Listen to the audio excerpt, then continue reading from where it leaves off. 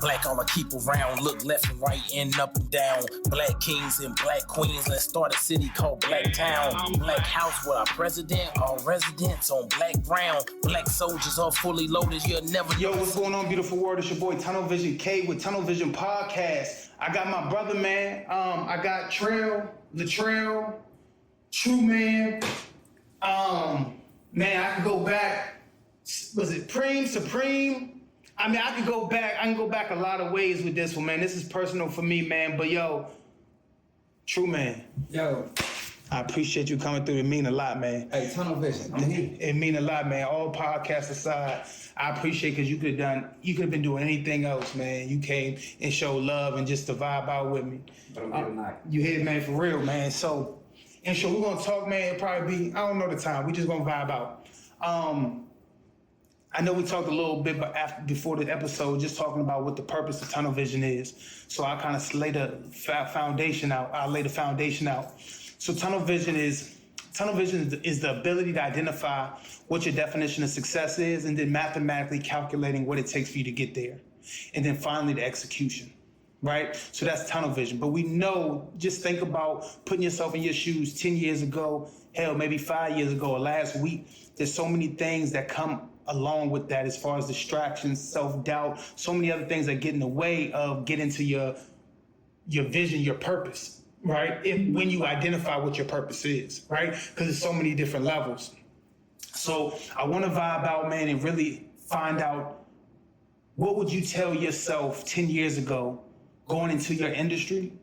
Or what's 10 things that you would tell somebody like, yo, I'm trying to be an entrepreneur. I'm in high school. I'm about to graduate. I don't know if I want to go to school. I don't know if I want to start my own business. I don't know if I want to. You don't know what you want to do. Go to the military. We're not trying to persuade anybody to do anything, but we just want to give them as many options as possible. So they'll never say, I didn't know. You see what I'm saying? And that's the basis on everything. The goal is to become a hub of resources for young adults and people like ourselves, right? Where if it's a young adult that's watching this podcast and they're like, yo, or a dude that wants to be a barber, or he wants to go into, whatever industry, there's certain things that's universal. We kind of talked about what's universal is the hustle. You know what I'm saying? I think, and let me ask you this.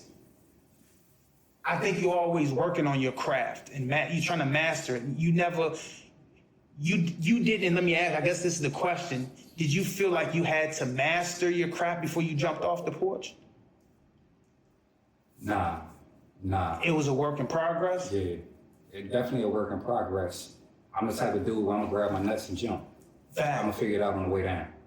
You know what I'm saying? That's a lot of risk. What's life? I feel like it's gonna hit you. If you wanna play video games, you know, you still gonna have to deal with life. If you wanna go out here and try to get a million, billion, you're gonna have to deal with life. Right. So I'm gonna fail forward. Fact. Can you tell us a little bit about what your professional background right now, what you've done? And I was riding over here, and I'm gonna throw this out there before you go. I was sitting here thinking like, yo, I finally got to sit down with my man Troy after so many years, man. And I was like, when do I remember my man punching a clock or working a 9 to 5?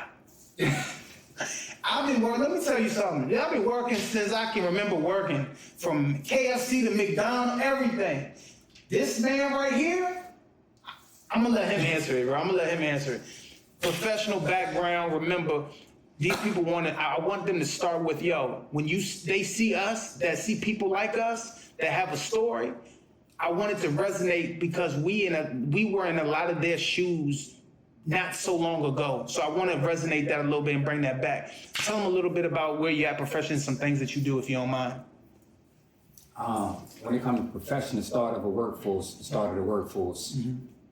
I think I started working at like 15, 16. My first job was at Food Line. I was a bagger. You know, but I was nasty. I was double bagging your stuff. I had all the carts in the store. Come on. You feel me? Like, and you made sure the code was with the code and the bread, like you was here. Like, you can't just throw everything in one bag.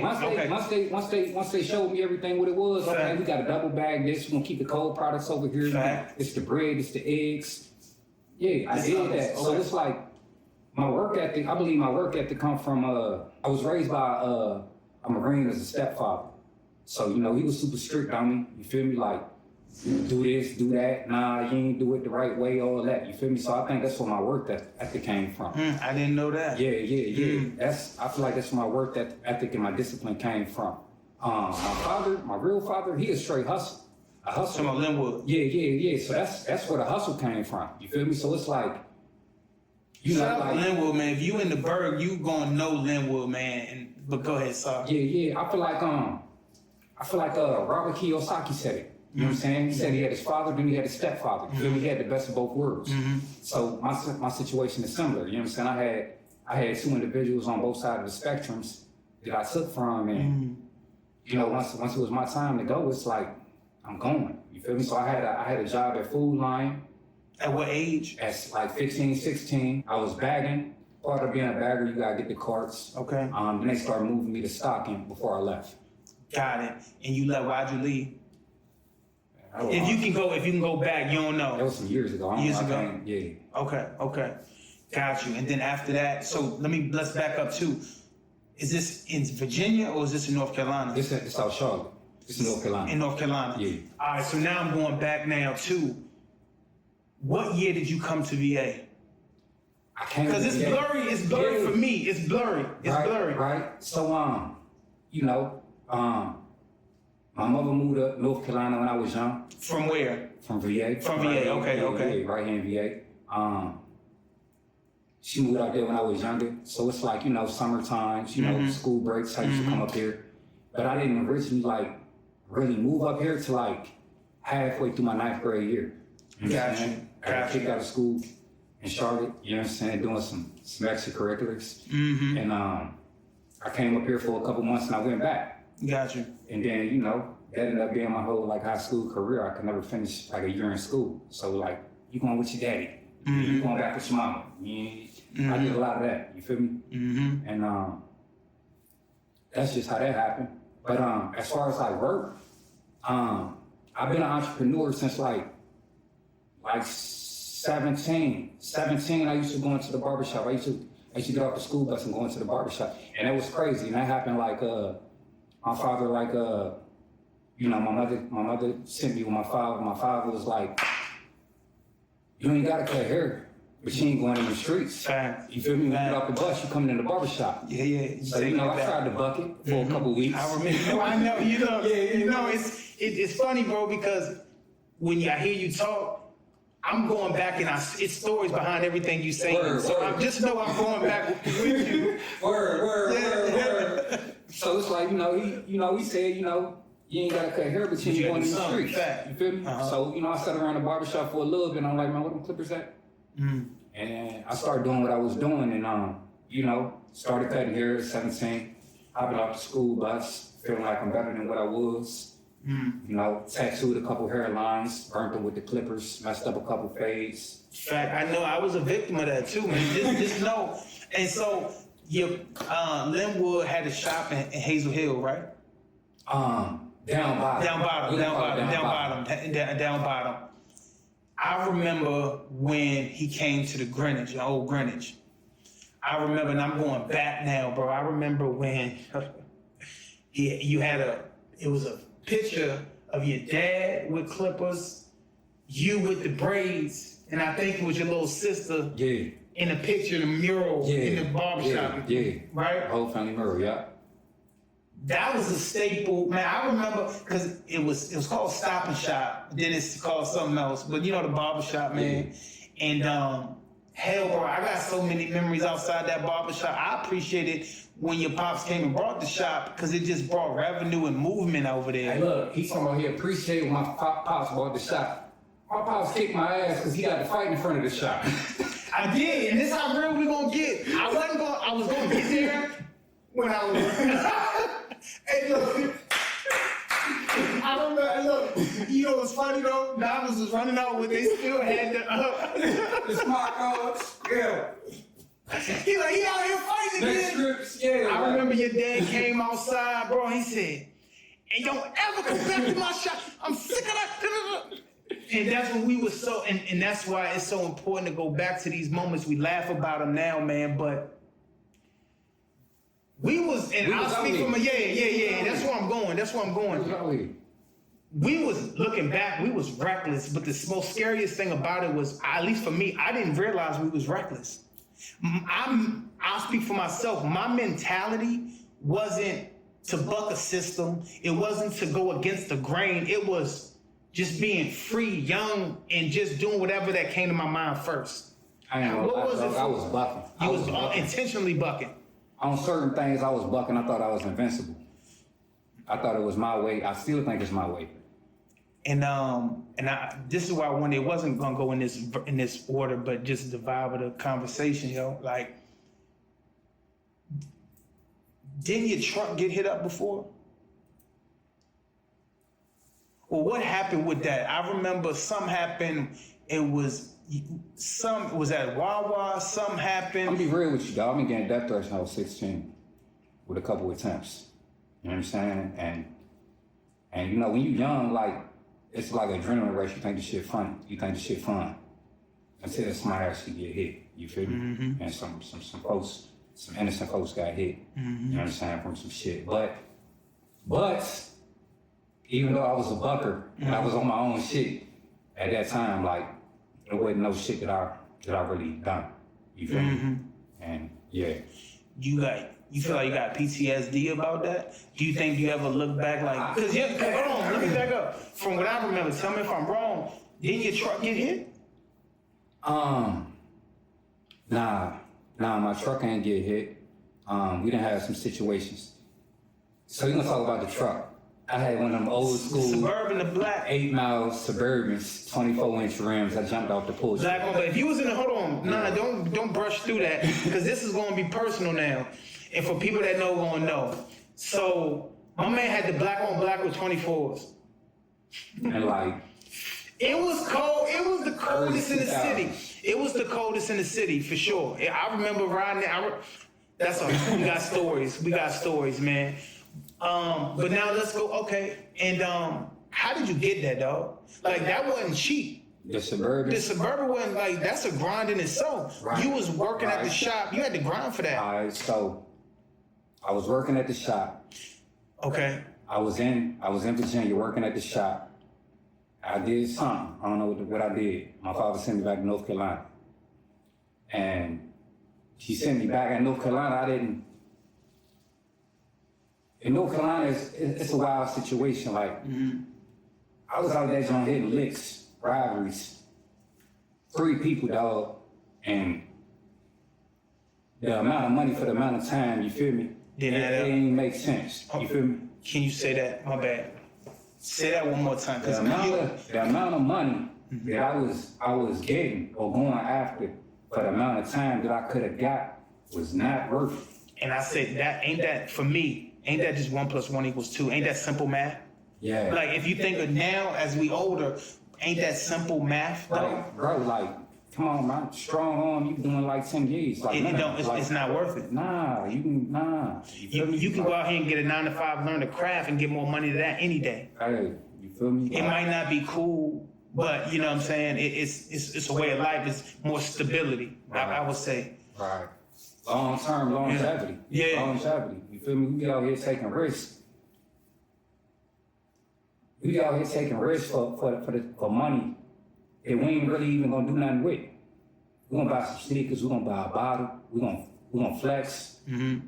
But we doing that, we taking those type risks for our whole life. You feel me? Like hindsight, you feel me? When I was young, it was an adrenaline rush. But I kinda knew when I came home at the end of the night, like, bro, what you do? Like, at any point in time, it could have went sideways and, you know what I'm saying, what's going on? You feel me? Yeah, and there was a time period, man, where going back, like, I didn't think anything could happen to me. Nah. Like, I literally, there would be times and going to the club, going to the lounge, or going to a house party, and they'll be shooting, and man, it's going past my head, and it was just a rush.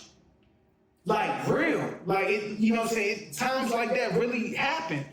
And to be able to be like, to come up out of it and be like, and not saying, let me back up to, not saying we was out there in the streets where every day was we fighting for our life. No, that's not the thing. but you willing to sacrifice whatever moment you win just for an adrenaline rush or to prove something to your homies. Like, that stuff gets taxing on your body. I'm gonna be real when it comes to the youth. Like, a lot of people don't bang with Charleston White, right? But I bang with Charleston White. You feel me? Because what he's saying is just common sense. You feel me? Like, it's like a real nigga, this street nigga, that. Like, a lot of that shit don't make sense. You feel me? Like, he said something where if we knew Tupac went to perform in art school, if we knew Ice Cube wrote movies and this, and they wasn't gangsters, they wasn't doing this, maybe we would have did something different. Now, a lot of shit that some things I had to do because it was just what was going on and I had to do, and there was a lot of things that I chose to do. You feel what I'm saying? I call them self-inflicted, but someone was self-inflicted. But when you young, you black, and you coming up, you searching for identity. So if all you see is this, you think that's where you're supposed to go, that's what you're supposed to do. If somebody would have smiled, like, yo, this cool, that cool, bro, I'm talented, bro. I didn't have to do all that shit that I did, bro. Like, I could have done other shit, bro. I've probably been further along in life. There you go, yeah. And that goes, and I was thinking, man, when I was at the museum the other day, and I started thinking about, going to your point, I started thinking about the era when we listening to certain music, right? And there was a time where, man, you want to live, you out, like, wanting to live the rap lyrics and all these things. It takes maturity to understand, like, yo, to separate the two. You got kids, I'm 36 years old. There's still things that I have to separate. That comes with maturity. But you got young adults out here that if you're listening to the music, and I'm not knocking music, but I'm knocking the fact of it's hard to, and going back to Charles White, he's talking about some of these rappers that most people ain't gonna say.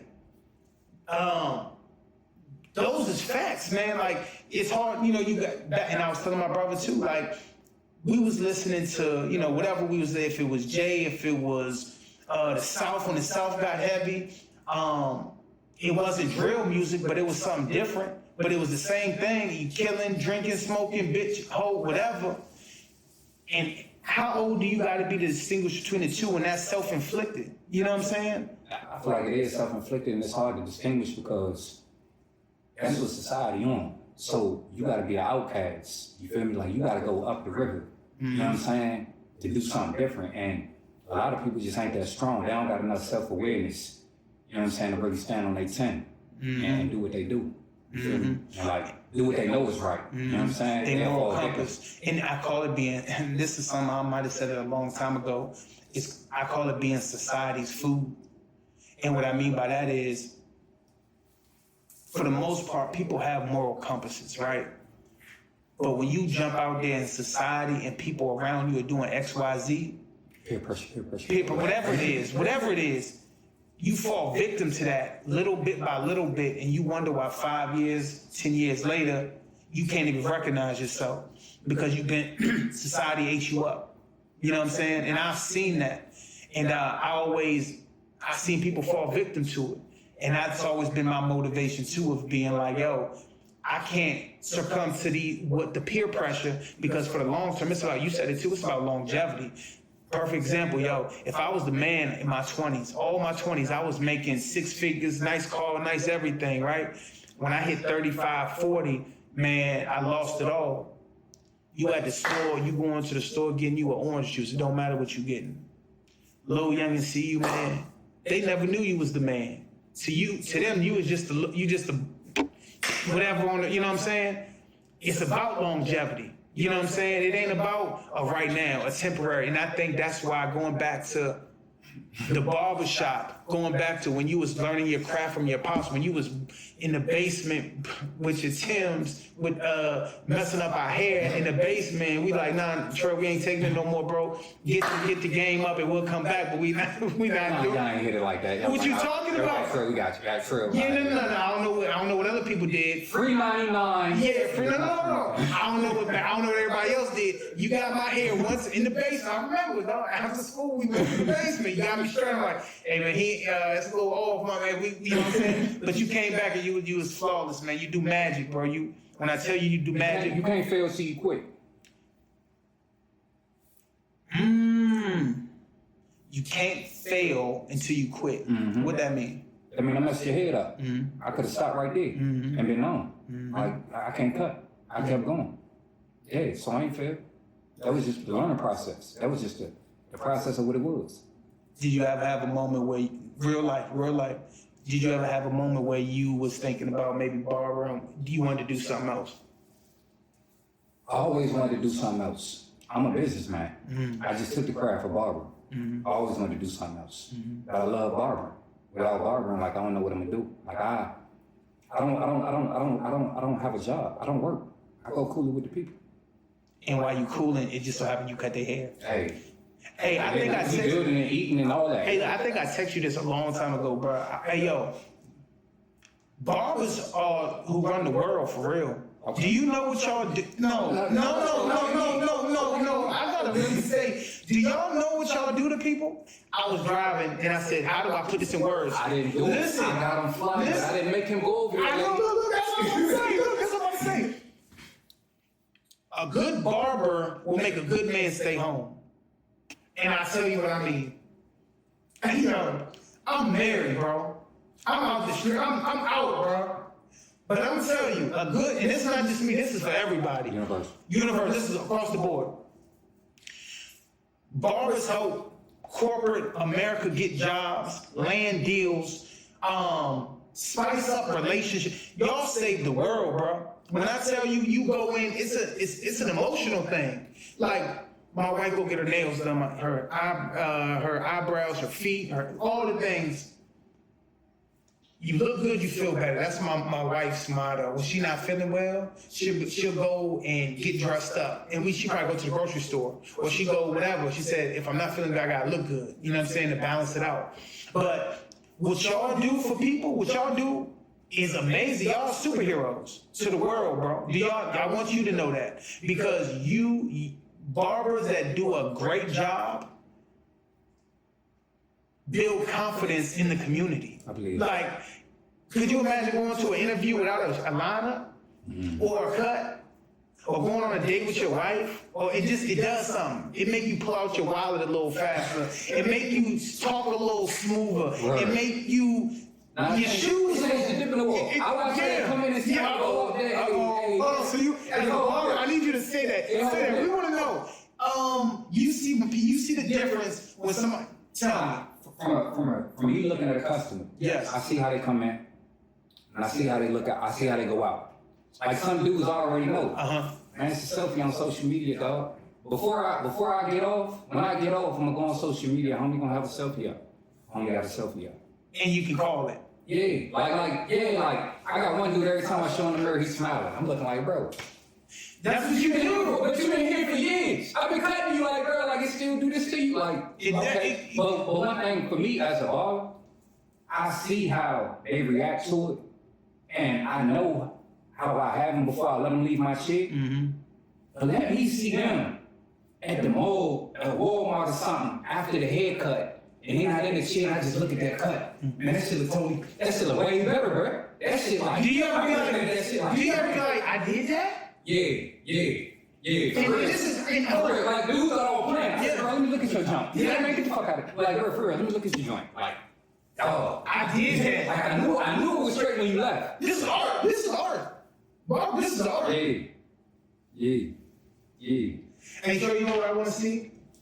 I want to see, and the bird deserves this. Because there's other barbers, and there's other barbers.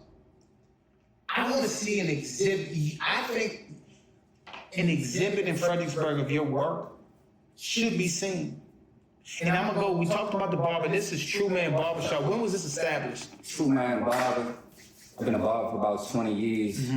I think I came up with the name, trademarked the name probably 10, 11 years ago.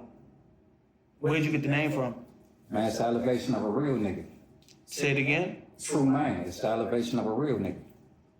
The elevation of a, okay. I'm with it. And the reason why, because, I went through something. I don't even know, man, actually, that I had PTSD of that one situation. Like, it did mess with me. You know what I'm saying? It did mess with me. Like, I couldn't all the way handle it.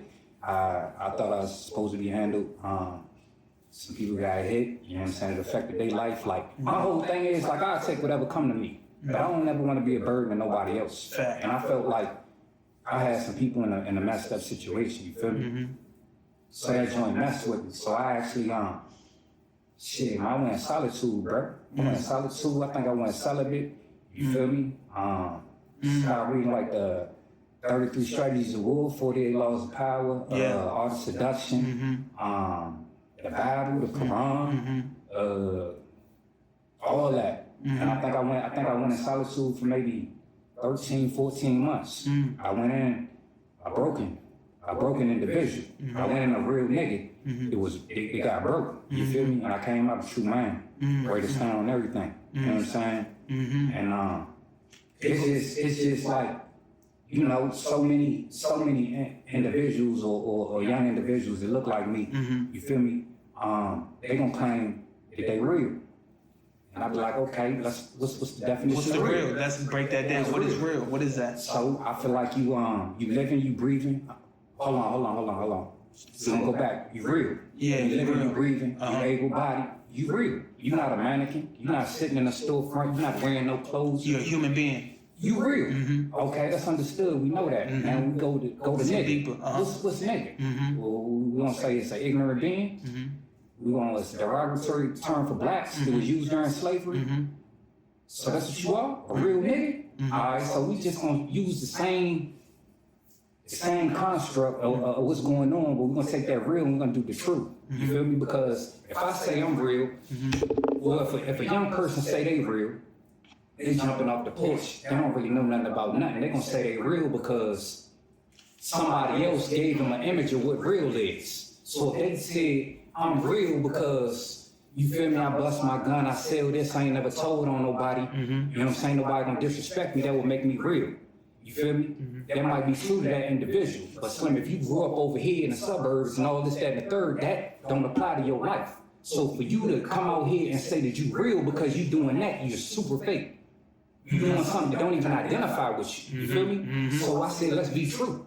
We're gonna be true to self. True to self. You feel me? I know who I am. I know what my lane is. You feel what I'm saying? So if I know who I am and I stay in my lane and I'm over here reading books, you over there shooting guns, You still real. you not gonna come and talk to me about reading books, bro, because it's clear, nigga, I'm the nigga to read books.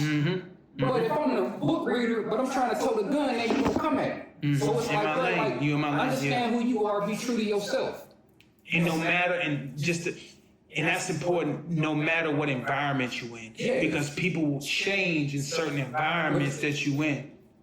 And they will. And they will. But you gotta understand, like, if you true to yourself, okay, a real nigga gonna need a lawyer. You feel what I'm saying? So if you being true to yourself and you study law, then a real nigga gonna have to fuck with you, respect you, pay you, do all this other stuff. Versus you trying to fake and be him and get nowhere. Fact. You know what I'm saying? Fact. Yep. So then we go to nigga, we go to man. A man, you feel me? Born a boy, you know what I'm saying? Got principles that he stand on, protect, provide, you feel me? Do all that. Okay, I'm true man. That's what we doing. So when individuals come, and that's another reason why I like barbering, because when I came up here, my mama was like, nah, you doing too much, come up here. I had people that died down there. You feel me? Like, You talking about family, friends, or what? they was friends, but they was family. You feel me? So the situation that took them out, I wasn't directly involved with that situation. But I might have been the one that like tell you to come off the porch and to this shit. You know what I'm saying? So it's like, and then it's like I'm up here, you know, getting my foot and life becoming better. I don't even know what happened to him. I find out what happened to him, you know, when I go back or when I connect with somebody, and I'm like, damn, when this happened, and they tell me. And it's like, oh, like. Do you feel any sense, do you ever feel any responsibility? Yes, because I said, they was on the porch. I said, come on, you feel me? So now they not here. Is that a burden you still hold? To a certain extent, I feel like I used to hold it more because that's all it was. But through that, I realized I had influence. So now that I'm a barber, as a barber, I know I got influence. There you go. So when I'm giving you a favor, I got you 30, 45 minutes to an hour. Exactly. Yes, sir. Where you can't go nowhere. You gotta listen. Even if you don't want to hear it, you gotta listen. Yes, sir. So it's like that same. Yes, sir. I recognize I got the same influence, but now I'm on a different side. I know better. So it's like, even though I didn't do none of that, I wasn't involved with none of that, I still kind of feel like it's on my hands a little bit. So this your bit of giving back? Yeah, all that. It's like, and I'm gonna tell you, I'm gonna be real with you. I got like, damn near 40, I'm 37, you feel me? And not to take nothing away from anybody else. Yeah. But I feel like 2 points in my life where I received great inspiration to catapult me and move me forward. The first incident was, first situation was from a pipehead. You feel me? You said from a pipehead. A pipehead. Gave you information and knowledge that helped you. He gave me game. He gave me game to help me come up with the true man situation. You feel me? Okay. Tell me about that. In the barbershop, that's my life. You feel me? He's stealing meats. He's stealing toothbrushes. He basically he got whatever you need. He come in the barbershop. I'm young. I'm probably 19, 20. You feel me? Like, bro, I'm not. Who's gonna respect somebody that smokes dope? I'm taking it. You feel me? I'm taking it. I'm giving you what I want to give you for it. We doing all this. So we had a couple riffs about that, and then you know, he ended up catching the charge for doing that. But you know, this might have been his third, fourth charge. He a habitual offender on doing what he doing. Right. So he know that he got to go down, but he do what he do. He got his activities that he do, but he got a family at home, and he do what he do to take care of his family, whatever. So he's to the point now where he getting in his mind that he got to go. So, and it's crazy, right? Because he used to come in the barbershop and call me, you know, because my father would. My great-grandmother Coleman started the shop. The shop was called Coleman's. I didn't know that. Yeah, the shop was called Coleman's. So he'd be like, Lil Coleman, this, that, and the third. And I do remember seeing that name. You're right. Okay, yeah. Coleman's Beauty and Barber. That's Coleman's Dream Team. Got it, yep. You know, Coleman, there you right. Hey, okay. Granny, what's happening? You feel me? You want to get a building too. You know what I'm saying? I'm on the building. You feel me? Like third generation of this. I'm going to be the one. I ain't gonna say, I'm going to be the one to get the building. Somebody else might get a building. I know for sure I'm going to get a building. We're going to own it. You feel me? If another generation come in this industry, we not running from nobody. We're going to own it. But keep it in the family. Nah, for sure. Yeah. For sure. Generational wealth, ownership, all that. Yes. But homie was just you know, what did he say? Yeah. I guess he knew he was about to go to jail. Okay. He knew he was about to sit down, and it was bothering him.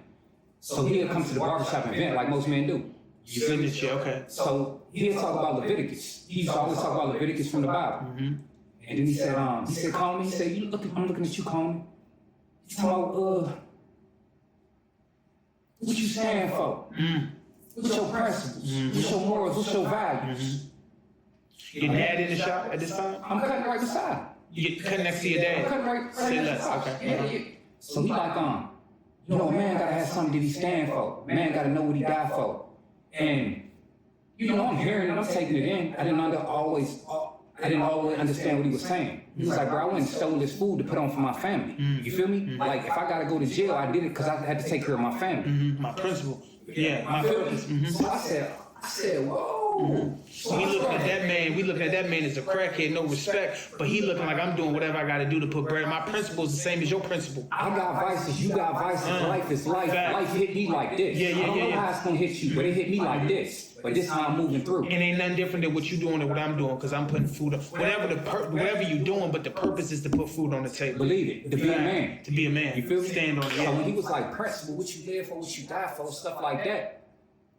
You know, certain things, like, you know, it linger in my head. Like, he planted the seed. You feel me? So, I was just thinking on that, and, you know, it was so long ago, I don't really know how the process happened, but, you know, things happen.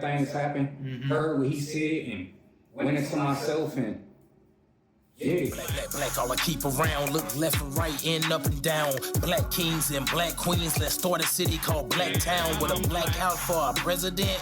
Residents on black ground. Black soldiers all fully loaded. You'll never notice any backing down. Like 2, maybe 3 years traveling the country trying to take every course I could take.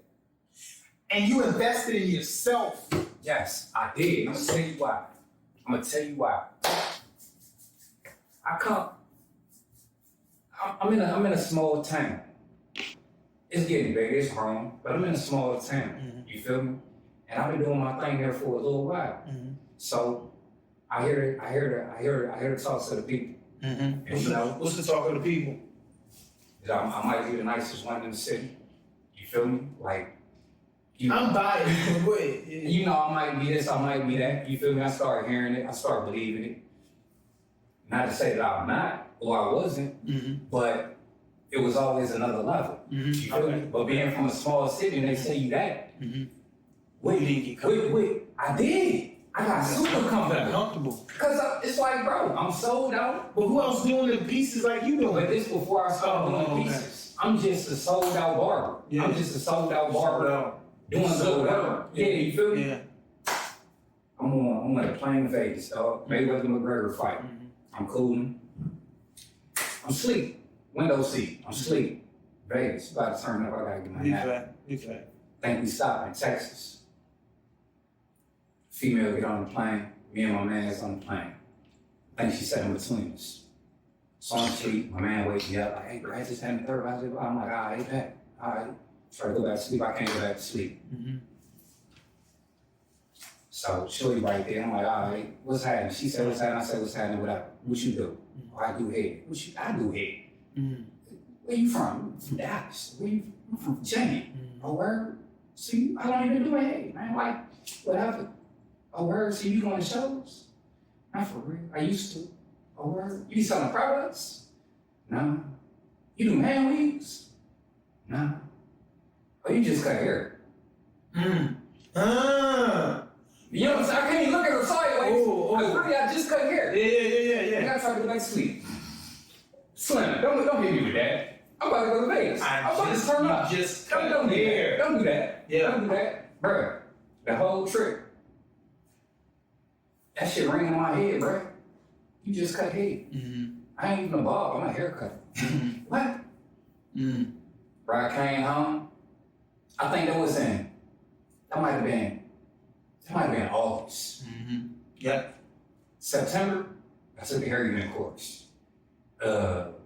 February, I think I took 4 or 5 more courses. You know what I'm saying? The following year, I'm in Atlanta taking courses. You know what I'm saying? I started doing hair shows. Are people still getting these units? Like last week or 2 weeks ago, a gentleman came in and said, I'm going back to my country. I need to look nice and neat. So I bet. Sent homie to Ghana looking like Akon, dog. I just feel like men that go in there to get the hair unit, it's almost like, you know how you like witness protection and they black you out and you just hear the voice? Word. I feel like that's the type of discreet people are when they come in to get it. Is that So I let them know, like, you know what I'm saying, privacy first and foremost. You know what I'm saying? I'm gonna kick it however you want to kick it. You want to be discreet, we're gonna kick it discreet. I done had individuals come in like, bro, don't show my face. Like, go ahead, like, you gonna lock me out, right? Like, ain't no lose me. I'm like, bro, you good. So I put it on. They're like, nah, bro, show me. Like, going to the bar, like, yeah, get them with they drink and get them, like, yeah, like they back. Yeah. How long does one of these last?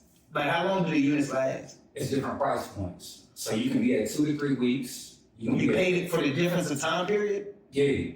Whoa, what's levels to this? Yeah. Okay. You can get one that lasts 2 to 3 weeks. You can get one that lasts 3 to 4 months. You can get one that lasts 1 to 3 months. And give me the real name for this? Cranial prosthesis. Okay. I'm gonna say cranial prosthesis because you can get your insurance provider to cover it by using that term. You tell me you need a man weave, and like what? No, that's cosmetic. You believe it. You say cranial prosthesis. That's a prosthetic. It's part of your body. You feel me? Yeah. It might affect you at work. You feel me? It might affect your confidence when you move. You know what I'm saying? Yeah, your insurance can take care of it. Didn't know that, man. That's good stuff. Okay. So I feel like, so you went, you were traveling, you mastered that, brought it back. Is there a lot of people that's doing that in Fredericksburg right now? Or is it just you? I mean, is it competitive? I believe. I trained one individual. It's in Fredericksburg. Okay. A female. And another female that actually referred the gentleman from Ghana to me. You know what I'm saying? She does it. And from my understanding, it's only 3. Only 3? Okay. And so let me ask you this, and this is what fellas really want to know. People that aren't barbers. When was the time and how did it happen where it was like a market adjustment? It was a balancing of the market of barber prices, haircut prices. It's like they reset the market, I guess, for haircuts. It used to be $10, $15. I remember when it was $20, but then something happened. I don't know the time. Something happened when across the board it went, now you $40, $50 a pop for a haircut. How did that happen? Because you started selling us with superheroes.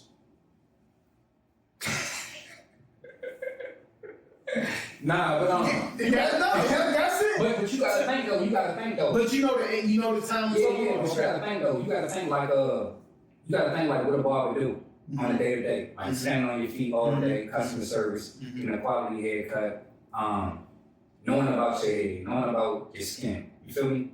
And then it's like barbers was charging $12 in the 1950s. They might have been charging like $8, $5. So if we had 2000, year 2000, and we had $12. So you mean to tell me over 40 years we got a $6 raise? That's crazy. That's crazy. But with me with barbering, when I raised my prices, it was You scared? apprehensive. Apprehensive, but at the same time, it's the science behind it. If I'm selling out the schedule, I can go up $5. I can go up $10 because my schedule's sold out and people still calling my phone. I can't get them people in. So I need some of y'all to fall off.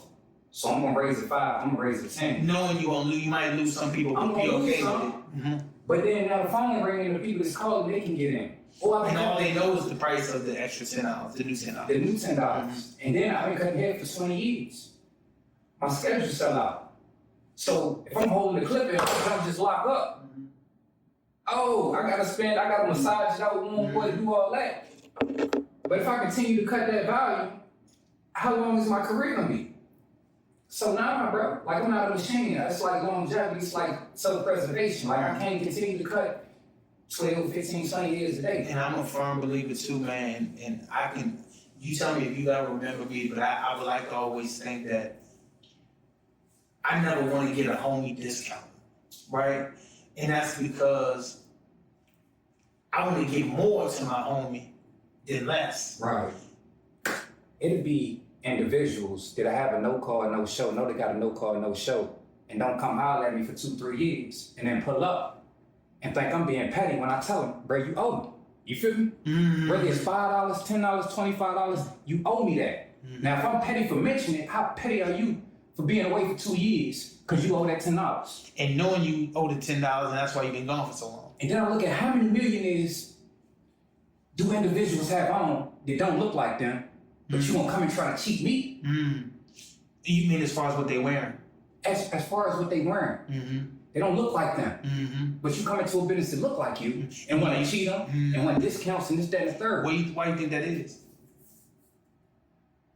Do we value our own? I feel like we don't, but I don't feel like it's malicious.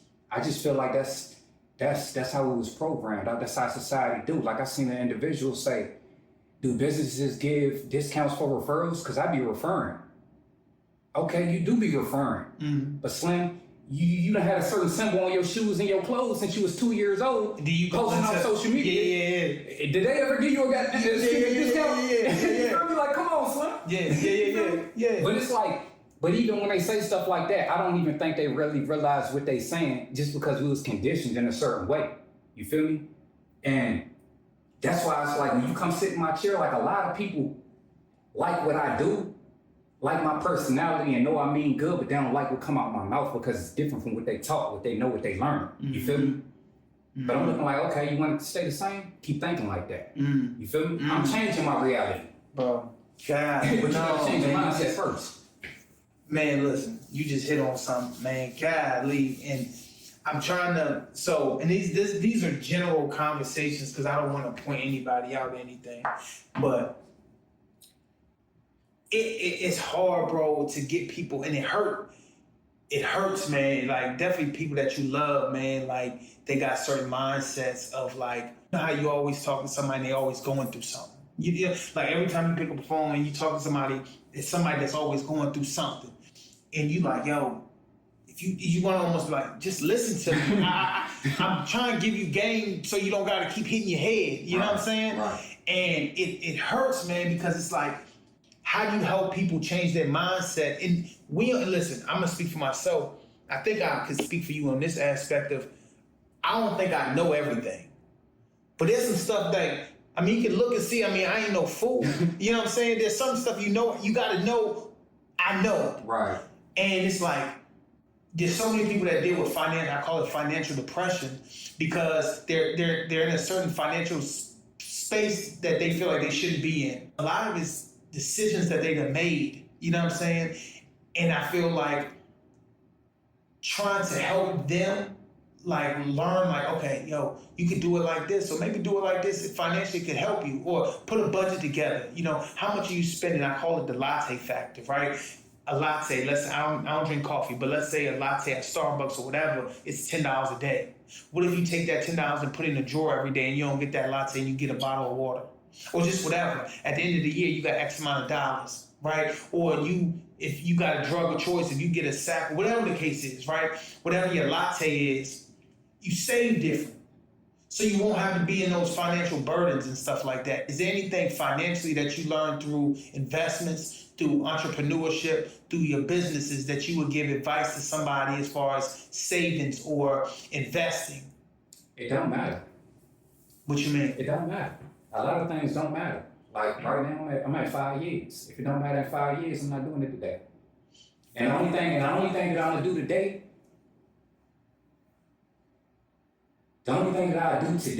that won't necessarily matter in 5 years is about my happiness. You feel me? And I say that because I went into a depression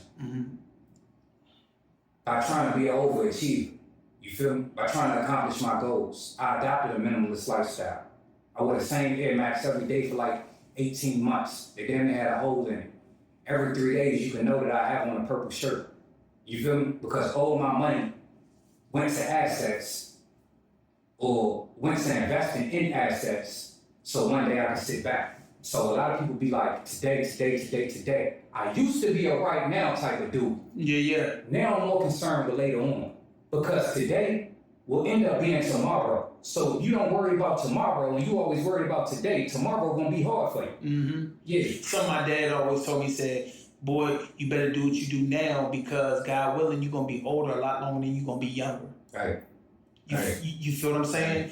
And that kind of just made me go back into that space of like, do what you gotta do now so you can prepare for later. When I go in the grocery store, you see somebody working 60, 70 years old. I don't want that. I don't want to trade time for money. I don't want to give you 8 hours and you give me a paycheck. And that's where it goes into those investments and goes into, whatever it is, if it's stocks and bonds, if it's real estate, whatever, you know what I'm saying? Just thinking outside the box. And now we're in a day and age where if you got a phone or if you got anything, you can make anything possible, but you got to have that hustle. I just visit when I was back home. I went and saw my nephews, and they 13 now. And I'm like, when I was their age, man, I got a lawnmower. I was cutting grass. I remember when I got my first $100 from cutting grass. You know what I'm saying? Like, while people was playing ball and doing all, man, go make your money. So you don't got to ask somebody for something.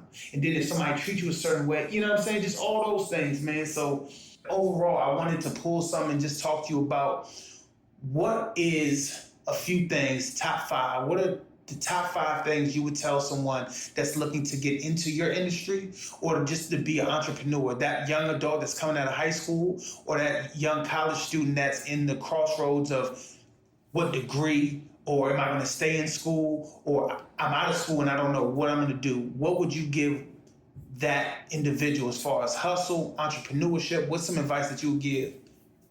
I'm gonna tell them first, man, understand yourself. Like, know yourself, know who you are, know what make you tick. Understand discipline is key.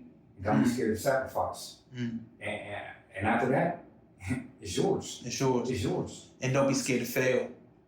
Like, failure a part of it. Failure is a part of it. It sounds like it feel like you embrace the failure. Bro, I embrace adversity, bro. Yeah. Like, certain things make me stronger, bro. Come on. Like, bro, like, yeah.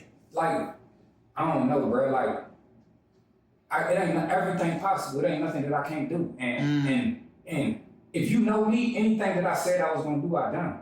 Or I'm on the process of doing it. You feel me? And like, if you close to me, you know what I'm going through to do it. You feel me? And they be like, somebody asks me like, I'm going through something wild right now. I'm trying to like fail forward. You feel me? Like, get ahead. Fail forward. You feel me? Like, I'm going through some stuff right now, and they're like, bro, like, how are you doing that? Like, bro, you really going through it? Like, that's a lot. Like, this, that. How you doing that, bro? Like, cause I got the vision. I got the vision to do it. I know I'm capable of doing it. I knew it wasn't gonna be easy. You feel me? Somebody could work a 9 to 5, not knocking on 9 to 5. Somebody could work a 9 to 5 and go home and play video games for the rest of the night. Life still gonna smack them. You feel me? So I'm gonna run into the smack. You feel me? I'm gonna run into it. It's gonna happen. Hey, you hit me, boom, I'm back. Straight up, I love it, man. And also too, man, I see, and I think this, I don't know if this all goes together, man, but I see you be at the gym, man. What that's about? You know, and I ain't talking no surface. I'm asking you for real. I'm gonna be real. Yeah, I'm asking you for real. Yeah. I'm gonna give it real. Yeah. Like, when I ain't even gonna say when I was younger, like, you know, I came up a certain way and we had certain codes. And, you know, we might have had, you know, letters that mean certain things. You feel me? And I got 3 M's, and it's money, mind, and muscle. Now, if I possess all 3 of those, who gonna do what with me? Yeah, and also that's the outlet when I'm trying to get to the next level. When I'm getting tore down, and I gotta deal with this, and I gotta deal with that. I got an outlet. So when somebody play with me, because I'm trying to do business, I don't spaz on them. Yeah, I go with that jump. Yeah, that's that balance. And I do yoga too. Take care of yourself, like yourself, like your being, your body, your mind, your spirit. Take care of yourself, like that's what you want to have regardless. And then like just the things that I'm going through right now. I'm gonna speak to homie about it off camera, but they be like, how? Like, why? You still want it? Yes. You feel me? And it's just like, you know, certain things. I'm taking care of myself. You feel me? And I got peace in my house, and that's big because the type of things I'm going through right now. If my home wasn't right, no way. Come on, it wouldn't be what it is. Come on, I'd be hurt. Somebody be hurt. Yeah, it wouldn't be going. Yeah, you feel me? Yeah, no, that's big fact. That's a 50 fact, man. You gotta have home. Gotta have that peace somewhere. You gotta have that peace. You gotta have that peace. Nipsey Hussle. Tragedy. He left a legacy. He still has, and goes back to being documented. And him telling a story, and he's been given gems. And I was telling you I was late to the party when it came to Nip. But when I started listening, it made me understand. And then when I started looking at you, I said, I can see how Nip influenced you. Listen to his music. How did Nipsey Hussle influence you? And however deep you want to go into the culture, whatever, how did Nip influence you? We both deeper than rap. We both represent the same organization. You feel me? And it's something that I can't drop. I can't let it fall. I had men that feel behind it. Am I on the front lines? No. But I'm showing, like Jeezy say, we corporate thugging now. I'm showing them that you can transition and still do your thing. You answered the question I was going to ask. You feel me? Yeah. But Nip came, I was cutting hair. I left my father's shop. I went to probably the best retail location in the city. Central Park. I did my thing. I was nasty. I started from scratch when I came here. I'm talking about, I got a little photo out of my haircuts, walking up and down the sidewalk, drumming up clientele, doing my thing. When I came there, the people promised me something they didn't deliver. I ended up having it bubbling. Once I get it bubbling, they want to up the payment. I told them, nah, you can't do that because you never did nothing you said. Then people went and brought another barber in, tried to charge him commission, knowing all my clientele was coming, so he gonna cut my people and they gonna get a cut. It happened on a Saturday. Yeah. Saturday after I got off, I spoke to him, said I ain't like it, what we gonna do about it? Monday morning, I ain't hear nothing, I packed my stuff up. I left the best location in the city and I went to Route 1. I went to Route 1 in the back of the building, in the basement space, in a closet. Yeah. And I played Nip every day for about 2 years, 3 years, and I was in the think tank. And I came out there, ended up getting a suite back in the best location in the city. Worked that suite, ended up getting my own store frontage where I don't represent nothing but true name. But Nip did that. Nip did that. But your location now, it's your location. Yeah. Your chair. Yeah. Only your chair. Yeah. One-man shop. One-man shop. Yeah. It has its own aura in it by itself. Hey, so we got therapeutic leather sofas, flat screens, you feel me, ambiance. But that's not all that we got. You feel me? Because that's in the barber industry, they think you get a bigger TV, we can up the price. We got that. We got all the aesthetics. But like I said, I done traveled the country. I done studied under whoever you think is who. I done studied under them. I brought it back. So it's not just the aesthetics. We really giving you professionalism. We really giving you skill. We really know about what's going on with you. You can charge what you want to charge because you put in the work to do it. You put the time in, what I call the ugly grind, the stuff that's not glorified. You put in the time, you put in the money to invest in yourself. And I know it was a challenge. I can only imagine. This stuff is expensive. You gotta fly there. You gotta have the equipment. You gotta have the tools. And then it's a one-man shop, so while I'm there, ain't nobody over here making money. You feel me? Right. Yeah. But all that, Nip hustle. Nipsey was a soundtrack to my hustle. You know what I'm saying? If you listen to him, I'm talking about 011, 012. You know what I'm saying? When I first got put on the Nipsey. And you know what I'm saying? I credit him everything. And I grew up, my father being a barber, I grew up going to Brown Brother head shows. Through studying under different individuals, I got a mentor, Miss Angela Crawford, the hair doctor. She got mad patents when it come to weaves. She put me under a wing and I started traveling with her being a vendor. Being a vendor at hair shows and actually speaking in front of classes. And I was in New Orleans for Brown Brothers. That was the first and only year that they was in New Orleans. And I'm killing it. I got barbers that I'm looking up to. They coming to me yo, I seen your stuff on the internet. Nah, you did that. Got the booth jumping, selling products, my own products. You feel me? I'm doing my thing. And then I'm packing up and my man hit me, was like, yo, what's up with your man? I'm like, what? And they yo, what's up with Nipsey? I'm like, what you mean? Where he got shot? I'm like, what? You feel me? And homie passed out there. He passed while I was out there, and it was Oh, where? I was out in New Orleans. Doing a Brown Brothers head show. That's a nationally known head show I'm talking about for decades. They know I was there. Platform artist doing my thing, you feel me? And my inspiration. The Pipehead gave me what he gave me. And then after that, Nick came in and did everything else. So it's I'm out there I'm hurt. You feel me? I'm hurt now, just speaking on it, you feel me? And I went to a bar. I went and got something to eat. I couldn't really eat. I had a to-go bag. I go to a bar. This after you realized he got shot, or while I'm still in New Orleans. You knew he died at this point? Yeah. Oh. Yeah, at that point in time, it's like, homie not here. You feel me? So I try to go eat, I can't eat. I get it to go bag. I stop at a spot. Dude I met at the hair show told me about the spot, and he said he from Cali, so I go in there and I'm chilling and I'm cooling and I'm going through it. And I finally see him and I'm looking like, bro, you say you from Cali, homie just left. Why you ain't telling these people to run that? And, you know, the same effect that it had on me, it didn't have on him. So I ended up walking down the street. I can't remember, it was Bourbon Canal or whatever.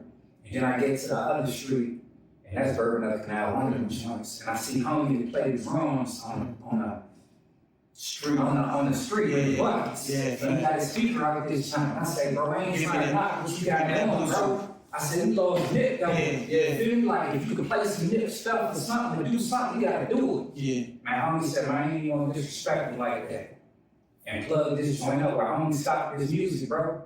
I'm out there drinking like a pint of Henny, and just vibing. When I look up, bro, it's nobody out there but me, the people spraying the streets off. Homie, and the homie he got with him is doing whatever on the drums, on the buckets. When I look up, it's like 12 people out there. Just vibing with you off Nick. Yeah. You know what I'm saying? And I think it was the following week. I'm in LA. I'm at his service. You feel me? And like Nick he just did something in my life. Like he talked to me. You feel me? Like he talked to me. It's like I understood him. You feel me? And it's like when I was out in LA, you know, they was like, oh damn, you know? Yeah. For real? Nah. But it's like I felt I did. You feel me? Like, word, like, you know. We lost one. We definitely lost one, man. And James, just to hear that impact. But that's you know, Nick gone, but you know, the seed been planted, the message is still here. So it's been documented. We don't own the shit, you feel me? We don't own the shit, you feel me? Like we trying to own everything we touch. Yeah. You feel me? We took the borrowed money, we took it over here, we took it over here, we took it over here. So it's like, let me ask you, not to cut you off, what's the next phase? What's in 5 years in the bird, what can they expect from True Man? You gonna be there? In 5 years in the bird, in 5 years my daughter graduated from high school, so if I'm gonna be there, it's not a service. You know what I'm saying? But in that area, I'm going on some residential property in like every city, every county around. Right now we're working on a commercial space. We're working on some more things. Some more things gonna be here before the commercial space. Yes, So sir. we actively working on that right now. Yes, sir. You gonna see it. We ain't gonna say too much, but you gonna see it. Yeah. I'm excited, bro. I'm excited, man. I think we got some good gems, bro. My man Trail, man, True Man, I appreciate you coming in, man, showing some love, showing support, but also being transparent about the dialogue, about how you got here and some of these trials and tribulations and some things that's helped you out, man. I appreciate you taking out the time, bro. I see you got some True Man apparel here. Please shout it out, because I'm taking some of this junk home. I'm telling you. Yeah, True Man Barber. You can catch me at truemanbarber.com or on Instagram at truemanbarber. You feel me? We got merch. We got classes. We got services. The mobile unit in the works, so we're gonna be moving around to you. We're gonna come see you, get you that VIP treatment. We're gonna save you your time back. You know what I'm saying? But for them days when you can't get a cut, we got the True Man hat, so you still representing the city folk gig. You feel me? True Man Barber, these cuts make your stock go up. And you know when you're up, yeah, it's your pinnacle. So we got our own product line out here. We got some hair products, pinnacle products. And this is the seed right here. You feel me? Like, you might not get it right now. Yeah. But in time, pinnacle that. And you can take this product right here, you can compare it to any other fibers. Matter of fact, you can go to my Instagram at True Man Barber, and you can see us comparing Pinnacle to other brands that you might see readily available at different stores. They can't touch the product. Beautiful, brother. Beautiful, man. I'm taking these home. True Man, I'm taking these home. I got something to match here. I got some J's to go with this. I'm good money. Brother, man, I appreciate you, man. I appreciate you. Listen, man. Hey, this is my man's though. This is my man's. Like, he got me here. Of course. I done seen him come up too though. Like, you feel me? Like, and this is what it's all about, man. Progression, evolution, elevation. You feel me? Stay true to yourself. Man, you can do it. You feel me? And that's the big thing. Stay true to yourself, man. Don't get caught up on what somebody be like ain't gonna work or they not doing this. You are you and ain't nobody else you. Go hard about what you doing, what you got going, and watch it work out. You gonna be a trendsetter. They gonna tell you stop doing what you doing, but they can figure out stop doing. Black house for our president, residents on black ground. Black soldiers all fully loaded, you'll never notice any backing down. Black, all I keep around, look left and right and